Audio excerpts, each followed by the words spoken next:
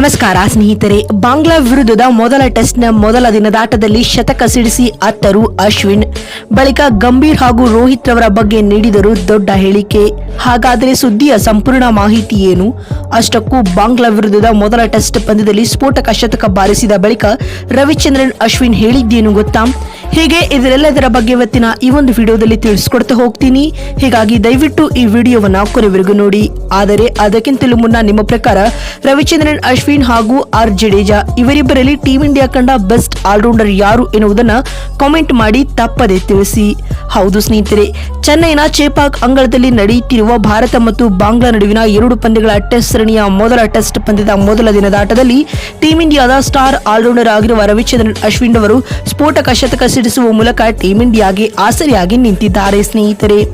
ಹೌದು, ಈ ಒಂದು ಪಂದ್ಯದಲ್ಲಿ ಟಾಸ್ ಗೆದ್ದಂತಹ ಬಾಂಗ್ಲಾ ತಂಡದ ನಾಯಕ ಮೊದಲು ಬೌಲಿಂಗ್ ಮಾಡುವ ಆಯ್ಕೆಯನ್ನ ಆಯ್ದುಕೊಳ್ಳುತ್ತಾರೆ. ಅದರಂತೆ ಇನ್ನಿಂಗ್ಸ್ ಆರಂಭಿಸಿದ ಟೀಂ ಇಂಡಿಯಾಗೆ ಉತ್ತಮ ಆರಂಭ ಸಿಗಲಿಲ್ಲ. ರೋಹಿತ್ ಶರ್ಮಾ 6 ರನ್ ಗಳಿಸಿ ಪೆವಿಲಿಯನ್ ಸೇರಿಕೊಂಡರು. ಆ ಬಳಿಕ ಬಂದ ಶುಭ್ಮನ್ ಗಿಲ್, ವಿರಾಟ್ ಕೊಹ್ಲಿ ಹೆಚ್ಚು ಹೊತ್ತು ಕ್ರೀಸ್ ನಲ್ಲಿ ನಿಲ್ಲಲೇ ಇಲ್ಲ. ಅದಾದ ನಂತರ ಕೆಎಲ್ ರಾಹುಲ್ 16 ರನ್ ಗಳಿಸಿ ಸಿಕ್ಕ ಅವಕಾಶವನ್ನ ಮತ್ತೊಮ್ಮೆ ಸದುಪಯೋಗ ಪಡಿಸಿಕೊಳ್ಳುವಲ್ಲಿ ವಿಫಲವಾದರು. ಆದರೆ ಪಂತ್ ಹಾಗೂ ಜೈಸ್ವಾಲ್ ಅರ್ಧಶತಕದ ಜೊತೆ ಆಟವನ್ನ ಆಡುವ ಮೂಲಕ ತಂಡದ ಮೊತ್ತವನ್ನ 100 ರನ್ಗಳ ಗಡಿ ದಾಟಿಸಿದರು ಸ್ನೇಹಿತರೆ.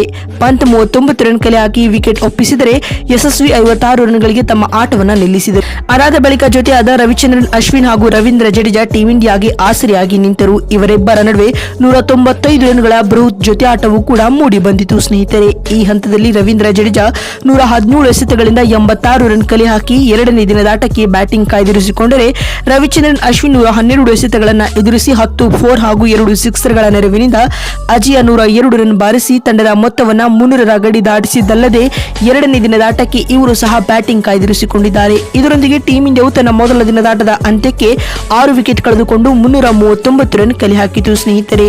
ಮತ್ತು ಇದೀಗ ದಿನದಾಟದ ಮುಕ್ತಾಯದ ಬಳಿಕ ಶತಕ ಸಿಡಿಸಿ ಮಾತನಾಡಿದ ರವಿಚಂದ್ರನ್ ಅಶ್ವಿನ್ ಅವರು ಭಾವುಕರಾಗಿ ಈ ರೀತಿಯಾಗಿ ಹೇಳಿದ್ದಾರೆ. ನನ್ನ ಈ ಭರ್ಜರಿ ಶತಕವು ವೈಯಕ್ತಿಕವಾಗಿ ನನಗೆ ತುಂಬಾ ಕಾನ್ಫಿಡೆನ್ಸ್ ನೀಡಿದೆ. ನಾನು ಮುಂದಿನ ಪಂದ್ಯಗಳಲ್ಲಿಯೂ ಕೂಡ ಇದೇ ರೀತಿಯಾದ ಆಟವನ್ನ ಆಡಲು ಎದುರು ನೋಡುತ್ತಿದ್ದೇನೆ. ನಮ್ಮ ತಂಡದ ಟಾಪ್ ಆರ್ಡರ್ ಬ್ಯಾಟ್ಸ್ಮನ್ಗಳು ಬಹುಬೇಗನೆ ವಿಕೆಟ್ ಒಪ್ಪಿಸಿ ಪೆವಿಲಿಯನ್ ಸೇರಿಕೊಂಡರು. ಈ ಹಂತದಲ್ಲಿ ನನ್ನ ಮೇಲೆ ಸಾಕಷ್ಟು ಜವಾಬ್ದಾರಿಗಳಿದ್ದವು.